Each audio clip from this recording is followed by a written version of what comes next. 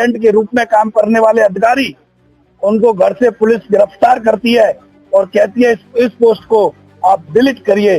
अरे मूर्खों, मैं कहना चाहता हूं उनसे, वो तो डिलीट तब करेंगे जिस भारत समाचार ने उस खबर को चलाया था, आप उनके पास क्यों नहीं गए?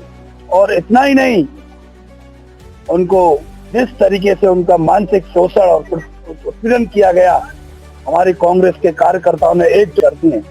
कोई किसान या कोई मजदूर या किसी वर्ग या किसी समुदाय का कोई व्यक्ति जिला मुख्यालय पर आला अफसर के बाद अपनी शिकायत को लेकर जाता है, तो उन अफसरों की मानसिकता किस रूप में देखी जाती है? किसान युवाओं के साथ पूरी शिद्दत के साथ खड़ी है।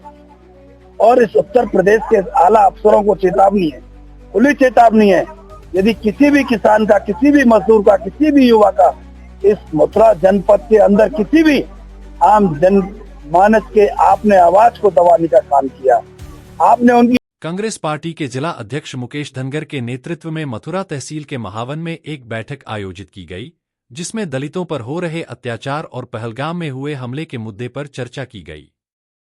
इस दौरान कांग्रेसी नेताओं ने बीजेपी सरकार पर जमकर हमला बोला और कहा कि जो भी सरकार या नेता दलितों की आवाज दबाने की कोशिश करेगा, उसका कांग्रेस पार्टी विरोध करेगी। बैठक के मुख्य बिंदु: दलितों पर अत्याचार। कांग्रेस नेताओं ने दलितों पर हो रहे अत्याचार के मुद्दे पर चर्चा की और सरकार से कार्रवाई की मांग की। पहलगाम हमला। पहलगाम में हुए हमले की निंदा की गई और सरकार से जांच की मांग की गई।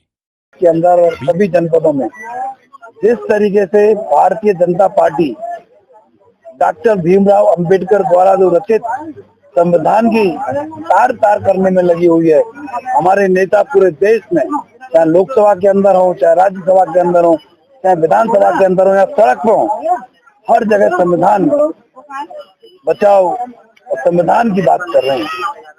आप लगातार देख रहे हैं, हम अपने जनपद की बात करती हैं। कोई किसान या कोई मजदूर या किसी वर्ग या किसी समुदाय का कोई व्यक्ति जिला मुख्यालय पर आला अफसर के बाद अपनी शिकायत को लेकर जाता है, तो उन अफसरों की मानसिकता किस रूप में देखी जाती है, आप भली बात जानते हैं।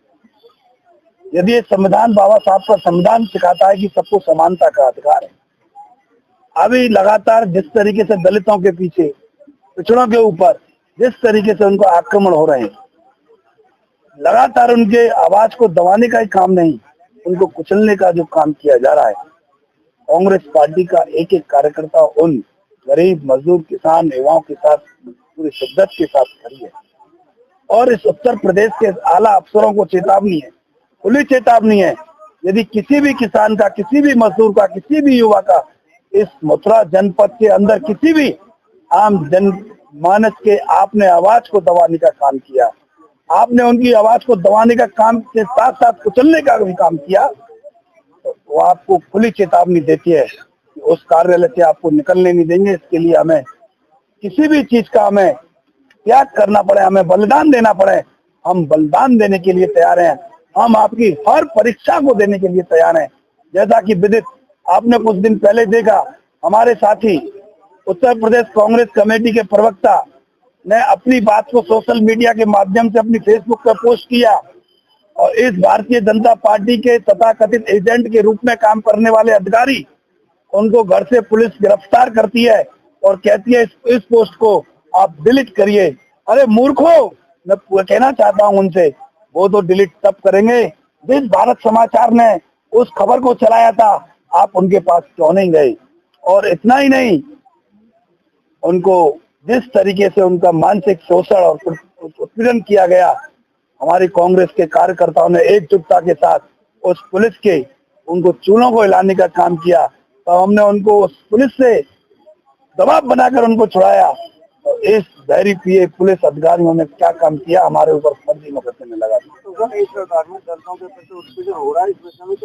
हम दलितों के साथ खड़े हैं, कंधे से कंधा मिला के खड़े हैं।